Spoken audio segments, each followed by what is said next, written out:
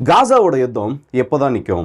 காசாவுக்குள்ள எப்போதான் அமைதி திரும்பும்னு சொல்லிட்டு உலகத்தில் இருக்கக்கூடிய பெரும்பான்மையான நபர்கள், ஏன்னா ஒரு 46,000 நபர்கள் இறந்ததுக்கப்புறம் இந்த இடத்துல அமைதி எப்படா திரும்பும்னு சொல்லிட்டு அது சம்மந்தப்பட்ட செய்திகளை கேட்டுட்டு இருந்தவங்களுக்கு இன்னைக்கு ஒரு நல்ல அப்டேட் வந்திருக்கு. இஸ்ரேலும் ஹமாஸும் இந்த அமைதி பேச்சுவார்த்தை இல்லை ஒரு சீஸ்ஃபயரை கொண்டு வரதுக்கான அந்த கடைசி கட்டங்களில் இருக்கிறதா ஒரு 2-3 நாட்களாகவே செய்திகள் வந்துட்டுருக்கு. ஸோ இதை பற்றி கம்ப்ளீட்டாக இதில் என்னென்ன ஸ்டெப்ஸ் இருக்குது, இல்லை என்ன வகையில் இவங்க வந்து இந்த ஹாஸ்டேஜஸை வந்து ஷேர் பண்ணிக்க போகிறாங்க, இது எல்லாத்தையுமே இந்த பதிவில் நம்ம பார்க்க போகிறோம். ஸோ வாங்க வீடியோக்குள்ள போயிடலாம். நான் உங்களுக்கு தான் புக்ஷன் டிபி ட்ரெண்டிங்ஸ்.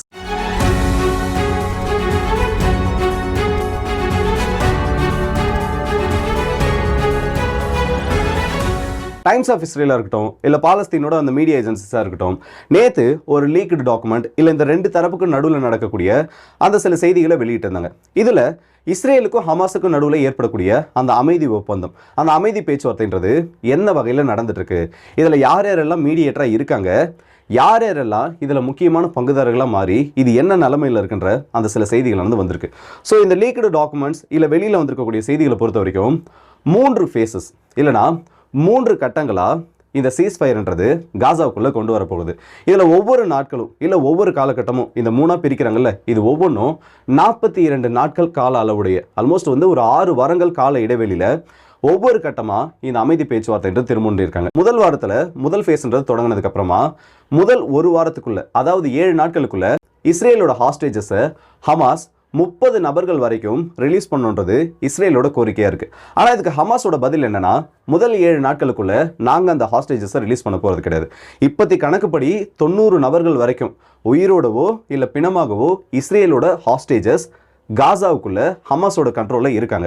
ஆனால் அதில் எத்தனை பேர் உயிரிழந்திருக்காங்க, இஸ்ரேலோட சில மீடியாஸோட கணக்கு பார்த்தோன்னா 50 பேர் வரைக்கும் தான் இருக்கலாம், 50 பேரை தாண்டி மீதி இருக்கவங்க இறந்துருக்கலான்ற ஒரு கணக்கு சொல்கிறாங்க. ஆனால் இப்போ ஹமாஸ் என்ன சொல்லியிருக்காங்கன்னா, முதல் ஃபேஸில் நாங்கள் 30 பேர் ரிலீஸ் பண்ணுறோம், அடுத்த ஃபேஸில் அதாவது 2வது காலக்கெடுக்குள்ளே நாங்கள் அடுத்த ஒரு 30க்கும் அதிகமான நபர்களை ரிலீஸ் பண்ணுறோம்னு சொல்லியிருக்காங்க. ஸோ இது இந்த இடத்துல ஒரு விஷயத்தை தெளிவாக புரிய வைக்குது, 60க்கும் அதிகமான நபர்கள் இந்த இடத்துல உயிரோடு இருக்கலான்றது. ஸோ ஹமாஸோட கோரிக்கைகள் என்ன, இல்லை ஹமாஸ்க்கு இஸ்ரேலுக்கும் நடுவில் நடக்கக்கூடிய அந்த முக்கியமான பாயிண்ட்ஸ் என்னன்னு பார்த்தோன்னா, டெம்பரரி சஸ்பென்ஷன் ஆஃப் ஹாஸ்டிலிட்டிஸ். இந்த 2 தரப்புமே துப்பாக்கிகளை பயன்படுத்தாமல் இல்லை எந்த ஒரு எரிபொருட்களையும் பயன்படுத்தாமல் இந்த இடத்துல உடனடியாக ஒரு சீஸ்ஃபயரை கொண்டு வரணும். இதில் பொதுமக்களும் பாதிக்கப்படக்கூடாது, ராணுவ வீரர்களும் பாதிக்கப்படக்கூடாதுன்றது முதல் கட்ட பேச்சுவார்த்தையில் இல்லை முதல் கட்ட இந்த 2 தரப்புக்கும் நடுவில் ஒத்துக்கப்பட்ட ஒரு பாயிண்டாக இருக்குது. 2வது இருக்கக்கூடியது ரெஸ்ட்ரிக்ஷன் ஆஃப் ஏர் ஆக்டிவிட்டீஸ். காசாவுக்கு மேலே இஸ்ரேலோட விமானங்கள் பறக்கிறது முழுமையாக தடைப்படுத்தப்படலைனாலும் இஸ்ரேலோட விமானங்கள், போர் விமானங்கள் உள்ள நுழைஞ்சு இந்த இடத்துல குண்டு வீச்சுகளை நடத்தக்கூடாதுன்றது இந்த 2 தரப்பாலையும் ஒத்துக்கப்பட்டிருக்கு. இதுக்கான கால இடைவெளி எவ்வளோன்னு கேட்டிங்கன்னா, இந்த 42 நாளில் 7 40 நாட்கள் வரைக்கும், அதாவது முதல் 7 நாட்களுக்குள்ள இஸ்ரேலோட போர் விமானங்களோட நடவடிக்கைகள் அந்த இடத்துல குறையணும்னு சொல்லிட்டோம். 7 40 நாட்கள் வரைக்கும் முழுமையா இஸ்ரேலோட எந்த ஒரு விமானமும், சர்வைலன்ஸ் விமானங்களும் காசாவுக்குள்ள நுழையக்கூடாதுன்றது இந்த 2 தரப்புக்கு ஏற்படுத்தப்பட்ட ஒரு டீலா மாறி இருக்கு. அதே மாதிரி இந்த முதல் 7 நாட்கள் சொன்னல, அந்த முதல் 7 நாட்கள்ல 3 to 10 இஸ்ரேலோட ஹாஸ்டேஜஸ், குறிப்பாக யாருக்கு முன்னுரிமை கொடுக்கப்படுனா 50 வயதிற்கு மேலுடைய நபர்கள், பெண்கள், குழந்தைகள், இவங்களாம் யாரெல்லாம் உயிரோடு இருக்காங்களோ அவங்கள 3 பேராக பிரித்து இந்த 42 நாள் டைம் ஃப்ரேமுக்குள்ள இஸ்ரேல் கிட்ட ஹமாஸ் வந்து ஒப்படைக்கணும். இதுக்கு கைமாறா இஸ்ரேல் என்ன பண்ணணும்னா, ஒவ்வொரு இஸ்ரேலோட குடிமகன் ஒப்படைக்கப்படுறப்பவும் அதற்கு நிகராக இஸ்ரேலோட கண்ட்ரோலில் இருக்கக்கூடிய இல்லை இஸ்ரேலோட சிறைகளில் இருக்கக்கூடிய 30 பாலஸ்தீனியர்கள், பெண்கள் இல்லைனா 18 வயசுக்கு கீழே இருக்கக்கூடிய நபர்கள், ஒவ்வொரு ஹாஸ்டேஜஸுக்கும் இப்போ ஒரு நபரை வந்து இஸ்ரேலுக்காக ஹமாஸ் வெளியில் விடுறாங்கன்னா இங்கேருந்து 30 நபர்களை திரும்ப விடணுன்றது ஹமாஸோட ஒரு கோரிக்கையாக இருக்குது. அதை இஸ்ரேலை ஏற்றுக்கிட்டதாகவும் தகவல்கள் வெளியில் இருக்குது. அதே மாதிரி இஸ்ரேலோட நிறைய இராணுவ வீரர்கள் ஹமாஸோட சிறைப்பிடிப்புக்கு இப்போ உள்ளாகி இருக்காங்க. அதில் ஒவ்வொரு இராணுவ வீரர்களுக்கும், குறிப்பாக சொல்லணும்னா பெண் இராணுவ வீரர்களுக்கு ஒரு பெண் இராணுவ வீரரை ரிலீஸ் பண்ணாங்கன்னா அதுக்கு நிகராக இஸ்ரேல் அவங்களோட கண்ட்ரோலில் இருக்கக்கூடிய 50 பாலஸ்தீனியர்களை, ஏற்கனவே வந்து குற்ற வழக்குகளை உள்ள இருக்கவங்களா இருந்தாலும் சரி, இல்லை ஏற்கனவே வந்து இல்லை இஸ்ரேலோட அமைதிக்கு ஏதாச்சும் பிரச்சனை ஏற்படுத்திருந்தால் எந்த ஒரு கேஸில் இருக்கவங்களா இருந்தாலும் சரி, ஹமாஸ் கொடுக்குற அந்த லிஸ்ட்டில் இருக்கக்கூடிய 50 நபர்களை இந்த இடத்துல ரிலீஸ் பண்ணுன்ற ஒரு கோரிக்கையும் வைக்கப்பட்டிருக்கு. இதையும் இஸ்ரேல் அந்த இடத்துல ஏற்றுக்கிட்டதா சொல்லியிருக்காங்க. ஸோ முதல் 2 வாரங்கள் இந்த மாதிரி முடிஞ்சதுக்கு அப்புறமா 3வது வாரத்தில் சரியா 15 தேதியிலிருந்து 21 தேதிக்குள்ள இந்த இடத்துல இம்மீடியல் மெடிக்கல் அட்டென்ஷன்ஸ் யாருக்கெல்லாம் தேவைப்படுதோ, காசாவில் இருக்கக்கூடிய பாலஸ்தீனியர்கள் யார் யாருக்கெல்லாம் இந்த மெடிக்கல் அட்டென்ஷனான மருந்து தேவைப்படுதோ அதை உடனடியாக இஸ்ரேலுக்கு கொண்டு போயிட்டு அவங்க ட்ரீட்மெண்ட் கொடுக்கணும். இதுதான் வந்து மெயினாக அந்த முதல் ஃபேஸில் இருக்கக்கூடிய முக்கியமான கண்டிஷன்ஸ். ஸோ பாதிக்கு பாதி ஹாஸ்டேஜ்ன்றவங்க, அங்கே இருக்கக்கூடிய பிணை கைதிகள்ன்றவங்க இந்த முதல் ஃபேஸ்லேயே வெளியில் கொண்டு வரப்பட்டுருவாங்க. இதோட இரண்டாவது ஃபேஸ்ன்றது அடுத்த கட்டமாக இந்த முதல் கட்ட பேச்சுவார்த்தைகள் இல்லை இந்த முதல் ஃபேஸ் 42 நாட்கள் முடிஞ்சதுக்கு அப்புறமா திரும்பவும் அடுத்த செட் ஆஃப் அந்த கான்வர்சேஷன்ன்றது இந்த ரெண்டு தரப்புக்கும் மத்தியில் ஏற்படுத்தப்படும். இதில் இவங்க என்னென்னலாம் கோரிக்கைகளாக வச்சிருக்காங்கன்னா, மீதம் இருக்கக்கூடிய ஹாஸ்டேஜஸில் 60லேருந்து 80% நபர்களை இவங்க ஒப்படைச்சாகணும். ஏன்னா எத்தனை பேர் வந்து உயிரோடு இருக்காங்கன்ற முழுமையான கணக்கு இந்த இரண்டாவது ஃபேஸில் மட்டும்தான் தெரியும்.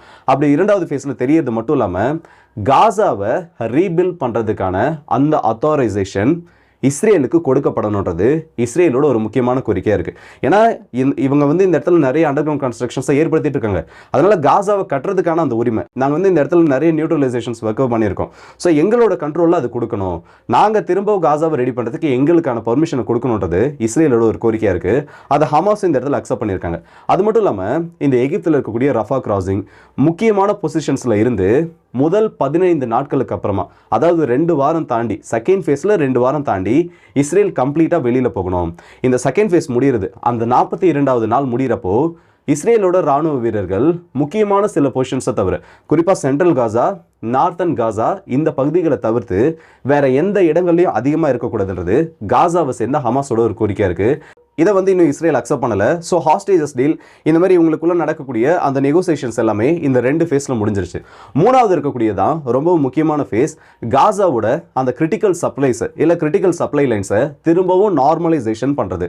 இதில் இந்த இறந்தவர்களோட அந்த அடையாளங்கள் இல்லை இறந்தவர்களோட உடல்களை ஒப்படைக்கிறது, கூடவே சேர்த்து மீதமுள்ள அத்தனை ஹாஸ்டேஜஸையும் இல்லை ஹமாஸோட லிஸ்ட் படி இருக்கக்கூடிய அத்தனை பிரிசனர்ஸையும் இந்த இடத்துல ஸ்வாப் பண்ணக்கூடியது, மாற்றக்கூடியதான் இந்த மூன்றாவது கட்ட ஃபேஸ் இல்லை இந்த மூணாவது கட்டமான அந்த அமைதி பேச்சுவார்த்தைன்னு சொல்லலாம். இது வரைக்கும் இந்த கடந்த ஒரு 2 ஃபேஸில் சொன்னது எல்லாமே இவங்க 2 தரப்புக்கு நடுவில் நடக்கக்கூடிய அந்த டிரான்சாக்ஷன் பற்றி மட்டும்தான். ஆனால் உண்மையிலே பாலஸ்தீனியர்களுக்கும் இல்லை காசாவில் இருக்கக்கூடிய பொதுமக்களுக்கும் நன்மைகளை தரக்கூடிய மாதிரி சில ஸ்கீம்ஸ்ன்றது இல்லை சில முக்கியமான பாயிண்ட்ஸ்ன்றது இந்த ஒரு ஃபேஸில் தான் இருக்குது. மெயினாக சொல்லணும்னா ஒரு நாளைக்கு 600 ட்ரக்ஸ், 1 இல்லை 2 இல்லை 600 ட்ரக்ஸாவது இஸ்ரேலிருந்து காசாக்குள்ளே என்ட்ராகணும். அப்படி இல்லையா ரஃபாவிலேருந்து காசாவுக்குள்ளே என்ட்ராகணும். இந்த 600 ட்ரக்ஸில் 60லேருந்து 70 ட்ரக்ஸ் எரிபொருட்களை மட்டுமே கொண்டு வரணும். இந்த 70 ட்ரக்கில் உள்ள எரிபொருளை கொண்டு வந்தாங்கன்னா அது எல்லாமே கிரிட்டிக்கல் சப்ளை ரிசோர்ஸஸ்க்காக, ஹாஸ்பிட்டலில் இருக்கக்கூடிய ஜெனரேட்டர்ஸ்க்காகவும் மற்றபடி முக்கியமான தேவையுள்ள இடங்களில் எலக்ட்ரிசிட்டியை ப்ரொடியூஸ் பண்ணுறதுக்காக இந்த எலக்ட்ரிசிட்டி சப்ளைஸ்க்காக மட்டும்தான் இந்த ஃபியூவல்ன்றதை யூஸ் பண்ணப்படணுன்றதும் ஹமாஸோட ஒரு முக்கியமான கோரிக்கை. மீதம் இருக்கிறபடி ஒரு நாளைக்கு 120 கண்டெய்னர்ஸில் இல்லை 120 டேங்கர்ஸில் இவங்களுக்கு தேவையான குடிநீர், சுத்தமான குடிநீரும் அவங்களுக்கு தேவையான உணவுப் பொருட்களும் அதே மாதிரி அத்தனை பார்டர்ஸையும் இப்போ காசாவுக்கும் இஸ்ரேலுக்கும் நடுவில் நிறைய இடங்களில் கிராசிங் நடந்திருக்கு. அதை எப்பவும் போல திரும்பவும் நார்மலைசேஷன் பண்ணணும். இஸ்ரேலோட தாக்குதல்களால் நார்தன் காசாவில் இருந்தும் இந்த பக்கம் இருக்கக்கூடிய ரஃபாவில் இருந்தும் நிறைய மக்கள் அகதிகளாக பல்வேறு இடங்களுக்கு போயிருக்காங்க. ஸோ திரும்பவும் அவங்களை இந்த இடத்துல கொண்டு வந்து மீள்கூடி அமர்த்தல் பண்ணுற மாதிரி அதுக்கான உதவிகளையும் இஸ்ரேல் பண்ணியாகணும். மெயினாக ஹாஸ்பிட்டல்ஸை ரீகன்ஸ்ட்ரக்ட் பண்ணி தரணுன்றது இந்த இடத்துல இந்த 2 தரப்புக்கும் மத்தியில் கடைசியாக ஒத்துக்கொள்ளப்பட்ட ஒரு முக்கியமான பாயிண்டாக இருக்குது. ஸோ இந்த இடத்துல எது எப்படியோ ஆல்மோஸ்ட் 2 தரப்பும் வந்து ரொம்ப நெருக்கத்தில் வந்துட்டாங்க ஒரு சீஸ்ஃபயர் டீலுக்கு.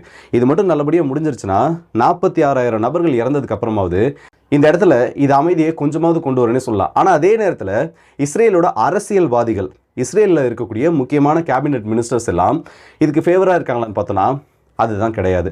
முக்கியமான பல தலைவர்கள், குறிப்பாக இஸ்ரேலோட ஃபினான்ஸ் மினிஸ்டர்லாம் காசா வார நிறுத்துறதுக்கு நான் ஒத்துக்கவே மாட்டேன், இந்த இடத்துல காசாவில் வந்து இஸ்ரேல் அமைதியை கொண்டு வரணும்னா நம்மளோட மிலிட்டரி கோல்ஸ் எல்லாம் அங்கே சாட்டிஸ்ஃபை ஆனால் மட்டும்தான் நம்ம அந்த இடத்துல ஜெயிச்ச மாதிரி கணக்கு வரும், மற்றபடி இந்த இடத்துல நம்ம வந்து டவுன் ஆகிடக்கூடாது, நம்ம இறங்கி போயிடக்கூடாதுன்னு சொல்லிட்டு நெத்தன்யாவுக்கு நிறைய அட்வைசஸை கொடுக்க ஆரம்பிச்சிருக்காங்க. ஆனால் அவங்களோட மிலிட்டரி கோல்ஸ் அச்சீவ் பண்ணப்படுறதோ இல்லையோ ஒரு சீஸ்ஃபயர் கொண்டு வரப்பட்டால் மட்டும்தான் அந்த இடத்துல அமைதின்றது கொஞ்சமாவது திரும்பும். ஸோ இந்த வீடியோ பற்றி உங்களோட கருத்துக்களை கமெண்ட் செக்ஷனில் சொல்லுங்கள். அடுத்த வீடியோ சந்திப்போம். அது ஒரு எங்கே விடுபடுறது உங்கள் எல்லாருக்கே.